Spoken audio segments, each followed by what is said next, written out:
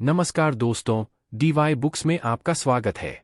आज हम उन 15 रणनीतियों के बारे में जानने जा रहे हैं जिनका उपयोग सफल लोग उत्पादक बनने, तनाव कम करने और स्वस्थ कार्यजीवन संतुलन के लिए करते हैं। ये रणनीतियां आपको अपना काम अच्छे से करने और अच्छा महसूस करने में मदद करेंगी।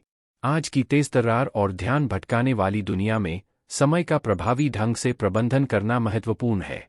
लगातार मोबाइल सूचनाएं हमारा ध्यान खींचने के लिए समय लेने वाली गतिविधियों में फंसना आसान है, जो हमारे जीवन में कोई मूल्य नहीं जोड़ती हैं।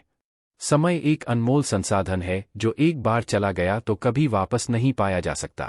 प्रत्येक दिन हमारे पास मौजूद 1440 मिनटों का अधिकतम उपयोग करना आवश्यक है। मार्क क्यूबन, रिचर्ड ब्रैनसन और जैक डोर्सी जैसे सफल व्यक्तियों पर शोध और साक्षात्कार के बाद केविन क्रूज ने सफलता प्राप्त करने में समय प्रबंधन के महत्व की खोज की।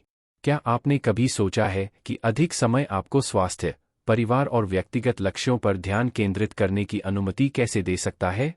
अपनी पुस्तक में क्रूज ने 13 अरबपतियों, 13 ओलंपिक एथलीटों, 29 शीर्ष प्रदर्शन करने वाले छात्रों और 234 उद्यमियों द्वारा अपने समय का अधिकतम लाभ उठाने के लिए उपयोग की जाने वाली रणनीतियों को साझा किया है। आइए इस सारांश में केविन क्रूज द्वारा बताए गए सफल समय प्रबंधन के 15 रहस्यों पर गौर करें। Secret number 1। समय को सबसे मूल्यवान संपत्ति माना जाता है क्योंकि एक बार यह चला गया तो इसे कभी भी वापस नहीं पाया जा सकता है। उदाहरण के लिए, जब नियमित ईमेल का जवाब देने या किसी महत्वपूर्ण परियोजना पर काम करने के बीच निर्णय का सामना करना पड़ता है जिसका कंपनी पर महत्वपूर्ण प्रभाव पड़ेगा, तो व्यक्ति अपने समय को बुद्धिमानी से प्राथमिकता देने के महत्व को समझते हैं। यह इस तथ्य पर प्रकाश डालता है कि समय की कमी अक्सर हमें प्रतिस्पर्धी कार्यों के बीच चयन करने के लिए मजबूर करती है।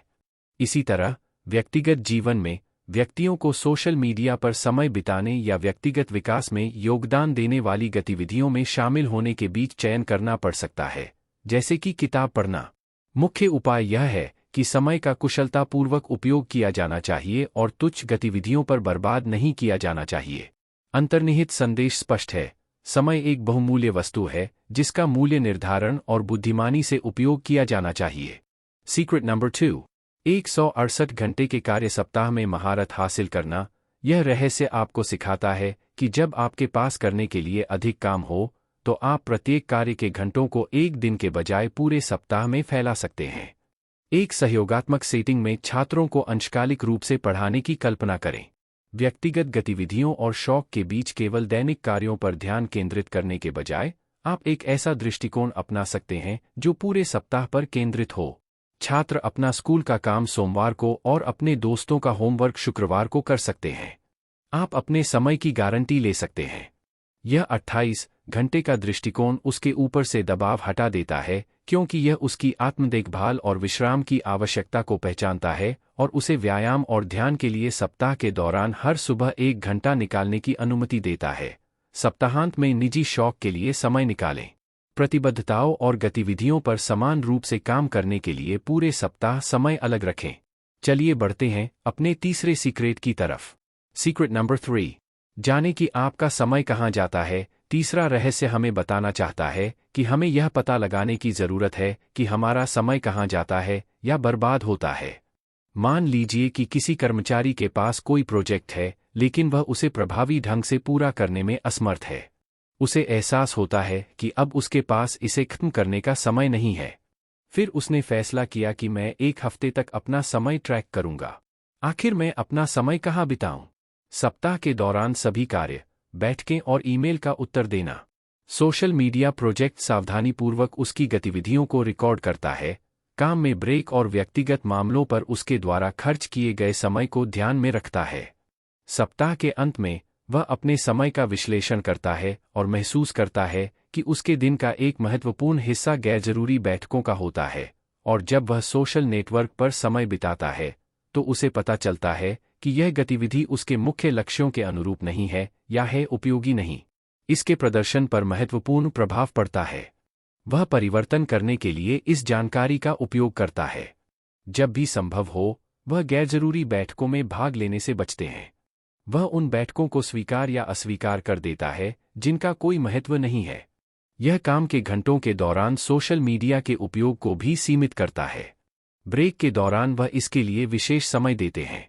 वह अपने समय का ध्यान रखता है और पाता है कि उसका समय बर्बाद हो गया है, और फिर वह अपना समय आवश्यकतानुसार हर चीज में लगाता है। इस तरह वह अपने समय का अच्छे से प्रबंधन करता है। सीक्रेट नंबर 4, सबसे महत्वपूर्ण कार्यों पर ध्यान दें। यह रहस्य आपको केवल सबसे महत्वपूर्ण कार्यों पर ध्यान केंद्रित करने के लिए कहता है। एक दिन में कई काम निपटाने होते हैं, लेकिन आपको अपना ज्यादातर समय सबसे जरूरी कामों पर लगाना चाहिए। मान लीजिए उद्यमियों के पास आवश्यकतानुसार उत्पाद विकास, विपणन, वित्तीय प्रबंधन और नेटवर्किंग जैसे कार्य हैं। वह काम को प्राथमिकता दे सकता है। उदाहरण के लिए, वह जानता है कि प्रोटोटाइप बनाने के लिए उसके पास बहुत कम समय है। इस मामले में वह अन्य कार्यों में बाधा डाल सकता है और पहला प्रोटोटाइप बनाने में अधिक समय लगा सकता है।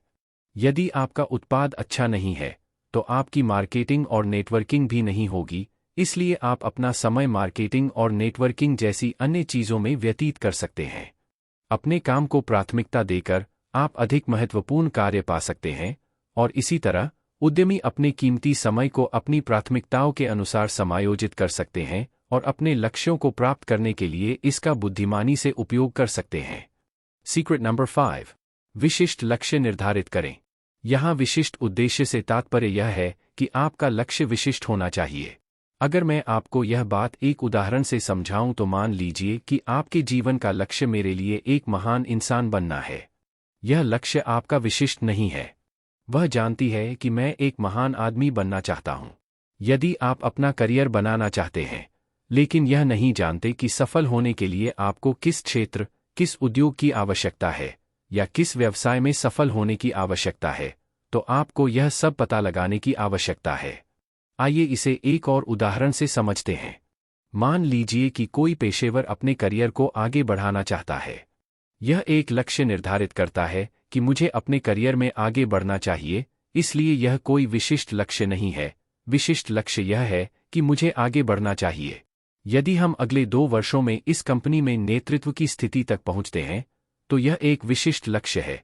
यह भी हमारे लिए स्पष्ट है। हम समझ सकते हैं कि कोई व्यक्ति क्या चाहता है। अब, यदि उसका कोई विशिष्ट लक्ष्य है, तो वह उस लक्ष्य को छोटे छोटे चरणों में तोड़ देगी और फिर वह यह पता लगाएगी कि भूमिका के लिए कौन से कौशल और अनुभव की आवश्यकता है, और फिर उसके अनुसार भूमिका निभाएगी। वह इसके लिए सही योजना बना सकते हैं। यदि उसे आगे प्रशिक्षण की आवश्यकता है, तो वह ऐसा कर सकता है, और यदि उसे मार्गदर्शन की आवश्यकता है, तो वह ऐसा कर सकता है। अब कल्पना करें कि अपने लिए एक लक्ष्य निर्धारित करके ऐसा करना हमारे लिए कितना आसान था। इस पेशेवर की कल्पना करें। यदि लक्ष्य स्पष्ट नहीं है, तो वह कभी नहीं जान पाएगा कि आगे क्या करना है। तो दोस्तों, आप देखिए, हम एक लक्ष्य निर्धारित कर सकते हैं और उसे हासिल करने का रास्ता ढूंढ सकते हैं। सीक्रेट नंबर 6, उत्पादक बनने पर ध्यान दें, व्यस्त नहीं। आपको उत्पादक होने पर ध्यान केंद्रित करने की आवश्यकता है, न कि व्यस्त रहने पर। दोनों के बीच एक बड़ा अंतर है। आइए इसे एक उदाहरण से समझते हैं। मान लीजिए कि 2 लोग हैं, ए और बी। मिस्टर ए और मिस्टर बी अपना सारा काम एक साथ करते हैं, और दूसरा व्यक्ति कोई और है, भले ही वे अलग अलग बैठकों में भाग लेते हों, ईमेल का बिना रुके जवाब देते हों और भी कई कार्य करते हों, जिसने सभी कार्यों का विश्लेषण किया और केवल एक कार्य का चयन किया। यह सबसे महत्वपूर्ण एवं प्रभावशाली कार्य है। व्यक्ति हमेशा मानसिक रूप से भ्रमित रहेगा क्योंकि वे एक ही समय में एक साथ कई काम करते हैं और छोटी छोटी चीजें करते हैं, जबकि व्यक्ति भी एक समय में केवल एक ही काम करता है। जब आप काम कर रहे होते हैं, तो व्यक्ति भी दोनों में से सबसे अधिक उत्पादक होता है और उच्चतम गुणवत्ता के साथ काम पूरा करता है। यदि आपके पास अधिक कार्य हैं, तो आपको केवल सबसे महत्वपूर्ण कार्य ही करने चाहिए। आप मिस्टर ए की तरह व्यस्त हैं। यदि आप अकेले रहते हैं, तो आप मिस्टर बी के पीछे पड़े रहेंगे और मिस्टर बी की तरह जीवन का आनंद नहीं ले पाएंगे। मिस्टर बी को कम समस्याएं हैं क्योंकि वह एक समय में केवल एक ही काम करते हैं, लेकिन चूंकि श्रीमान ए तुरंत काम करते हैं, इसलिए समस्या होगी। जब हम एक साथ कई काम करते हैं, तो हमें याद रखना चाहिए कि हमें विचलित हुए बिना ध्यान केंद्रित करने की जरूरत है, और ध्यान केंद्रित करके ही हम काम पूरा कर सकते हैं। वह मैंने सीखा है। सब कुछ अच्छे से काम कर रहा है। Secret number 7। एक जर्नल और प्लानर का प्रयोग करें। यह रहस्य हमें यह समझने में मदद करता है कि योजना बनाना कितना महत्वपूर्ण है और योजना हमारे लिए कितनी महत्वपूर्ण है। आइए इसे एक उदाहरण से समझते हैं। मान लीजिए कि कोई व्यक्ति अपनी उत्पादकता में सुधार करना चाहता है। उसने एक प्लानर की मदद से अपने सभी मामलों को व्यवस्थित किया। सुबह में वह कार्यों की एक सूची बनाता है और अपने सभी कार्यों को समय सीमा और प्राथमिकता के अनुसार लिखता है। वह नोट करता है कि उसे प्रत्येक कार्य पर कितना समय देना होगा। अब उसके पास पूरे दिन की एक लिस्ट है। उसके पास एक संरचित योजना है। वह अब दिन के दौरान अपनी सूची के सभी काम पूरा करता है। सभी काम फोकस के साथ करता है। काम के लिए उतना समय देता है जितना उसे चाहिए और पूरे किए गए काम की जांच करता है। और अंत में वह देखता है कि उसका सारा काम पूरा हो गया है और यदि कोई काम बच जाता है तो वह उसे अगले दिन सूची में जोड़ देता है। सही योजना के साथ हम अपने पूरे दिन को प्रभावी ढंग से प्रबंधित कर सकते हैं और इससे हमारी उत्पादकता काफी बढ़ जाती है। बढ़ा हुआ इसलिए क्योंकि हमें पता है कि कौन सा काम कब और कितनी देर तक करना है। इससे हमारी एकाग्रता बढ़ती है और तनाव कम होता है। अब इसके बारे में सोचें, यदि आपके पास प्रत्येक कार्य के लिए एक निश्चित समय है तो समय बर्बादी की कोई बात नहीं है। अगर आपको हमारी बुक समरी पसंद आ रही है तो DY बुक्स को सब्सक्राइब करना न भूलें। Secret number 8। आपको नहीं कहना सीखना होगा। आपको नहीं कहना सीखना होगा। दूसरे शब्दों में, आप हर चीज के लिए हाँ नहीं कह सकते। ध्यान केंद्रित रहने के लिए आपको सीमाएं निर्धारित करने और प्राथमिकताएं निर्धारित करने की आवश्यकता है। कृपया इसकी कल्पना करने का प्रयास करें। यदि हर कोई तुम्हें नौकरी दे और फिर छोड़ दे तो तुम्हारे पास कुछ भी नहीं है। मेरे पास काम पर ध्यान केंद्रित करने का समय नहीं है, ध्यान केंद्रित करने का समय नहीं है। मान लीजिए कि किसी कर्मचारी को अतिरिक्त परियोजनाएं दी जाती हैं, कई बैठकों में भाग लेने के लिए कहा जाता है और वह उन सभी के लिए हाँ कहता है। अब वह समय आ गया है जब उन पर काम का बोझ बढ़ गया है। जब कोई समस्या होती है तो इसका असर उसके प्रदर्शन पर पड़ता है, उसके काम की गुणवत्ता खराब हो जाती है और जब इसका असर उसकी उत्पादकता पर पड़ने लगता है तो वह काम करने के लिए नहीं कहता है, जो उत्पादकता को प्राथमिकता देने की उसकी क्षमता के विरुद्ध जाता है। उदाहरण के लिए, कोई उनसे इस बैठक में भाग लेने के लिए कहता है, लेकिन इस बैठक का कोई विशेष उद्देश्य नहीं है और बैठक से केवल उनका कार्यभार बढ़ेगा, इसलिए मैं सम्मानपूर्वक इस बैठक को अस्वीकार करता हूं। आपको भी ऐसा ही करना चाहिए। आपको उन कार्यों को ना कहना चाहिए जो आपके कार्यभार को बढ़ाते हैं और आपको महत्वपूर्ण कार्यों से विचलित करते हैं। जीवन में नहीं कहना सीखने से आपकी ऊर्जा और समय की बचत होगी और आप बेहतर गुणवत्ता वाला काम कर सकेंगे और आप अपने काम पर ध्यान केंद्रित कर सकते हैं। Secret number 9। प्रभावी ढंग से प्रतिनिधि बनाएं। अगर आपके पास बहुत सारा काम है तो आप उसे अपनी टीम के सदस्यों के बीच बांट सकते हैं। आइए इसे एक उदाहरण से समझते हैं। मान लीजिए कि एक समूह नेता है, उसके पास बहुत काम है और इसलिए उसके मूल्य भी हैं। फिर वह सोचता है कि वह अपने टीम के सदस्य के साथ अधिक काम साझा कर सकता है और फिर वह अपने सभी कार्यों का सावधानीपूर्वक विश्लेषण करता है और कुछ ऐसे काम ढूंढता है जिनमें उसकी विशेषज्ञता की आवश्यकता नहीं होती है। इसके अलावा वह निर्णय लेने के बारे में इतना चिंतित नहीं होता है, इसलिए वितरक कुछ विशिष्ट टीम के सदस्यों को काम देता है। उदाहरण के लिए, वह किसी को मीटिंग के लिए नियुक्त करता है, किसी को एक कार्यक्रम आयोजित करने के लिए कहता है। इस प्रकार टीम लीडर होता है। कार्य सौंपने से आप अपना सारा ध्यान और मूल्यवान समय उच्चस्तरीय रणनीतियां विकसित करने, अपनी टीम का प्रबंधन करने और योजना बनाने में उपयोग कर सकते हैं और आपको अपना समय उन कार्यों पर खर्च करने की अनुमति भी देता है जिनमें उन्हें वास्तव में विशेषज्ञता प्राप्त है और इस तरह से आप अपनी मदद कर सकते हैं। टीम के सदस्य वे बच्चे को नए कौशल सीखने का अवसर भी देते हैं। Secret number 10। प्रौद्योगिकी का बुद्धिमानी से उपयोग करें। यह रहस्य हमें यह सिखाने के लिए है कि हमें प्रौद्योगिकी का उपयोग उत्पादकता बढ़ाने के लिए करना चाहिए, न कि विनाश बढ़ाने के लिए। मान लीजिए कि कोई व्यक्ति अपने काम को प्रबंधित करने के लिए डिजिटल संचार का उपयोग करता है और जब सोशल मीडिया या अन्य उपयोगकर्ताओं से सूचनाएं आती हैं तो बेकार ऐप्स उसे परेशान करते रहेंगे और वह इन सूचनाओं को खोलते समय विचलित हो जाएगा और बाद में खुद से पूछेगा, मैं क्या कर रहा हूं? आप सोचने लगते हैं यह एक रहस्य है जिसे हमारे साथ साझा किया जाना चाहिए। हमने हमेशा प्रौद्योगिकी का लाभ उठाने का प्रयास किया है। कुछ रणनीतियों का उपयोग करें, जैसे कि अनावश्यक ऐप्स के लिए सूचनाएं बंद करना। आप अपने ईमेल की जांच करने के लिए अपने काम के घंटों के दौरान एक विशिष्ट समय निर्धारित कर सकते हैं, या उदाहरण के लिए सूचनाओं की जांच करने के लिए अंत में 30 मिनट का समय निर्धारित कर सकते हैं। अपने सभी सोशल मीडिया और ईमेल को जांचने में हर दिन 30 मिनट का समय आपका बाकी दिन बर्बाद कर देगा। सब कुछ ठीक है। और आज के युग में प्रौद्योगिकी के कई फायदे और नुकसान हैं। यदि आप सब कुछ नियंत्रण में रखते हैं तो आपकी उत्पादकता निश्चित रूप से बढ़ेगी। सीक्रेट नंबर 11, समान कार्यों को समूहीकृत करना। यह रहस्य हमें समय बचाने और उत्पादकता बढ़ाने का एक और अच्छा तरीका बताता है। हमें समान कार्यों के लिए समूह बनाना चाहिए। मान लीजिए कि एक फ्रीलांसर है जो लेखक है और उसके पास कई परियोजनाएं हैं। वह एक समय में 2 से 3 लेखन परियोजनाओं, अनुसंधान परियोजनाओं और कई अन्य परियोजनाओं को संभालते हैं। अब उसके पास 2 विकल्प हैं, या तो वह किसी भी समय कोई भी काम कर सकता है, या वह समान कार्यों का संयोजन कर सकता है। एक समूह बनाएं और उनके लिए एक विशिष्ट समय निर्धारित करें। उदाहरण के लिए, सुबह वह सारा लेखन कार्य कर सकता है, दोपहर में वह शोध कार्य कर सकता है, शाम को वह अपना काम कर सकता है और कोई और उसका काम कर सकता है। अब कल्पना करें कि क्या वह कुछ इस तरह होता। जब भी वह काम करता है, उसे अपने काम और उसमें इस्तेमाल होने वाले सभी संसाधनों को लगातार बदलना पड़ता है। मान लीजिए कि उसके पास 3 लेखन परियोजनाएं और 2 शोध परियोजनाएं हैं।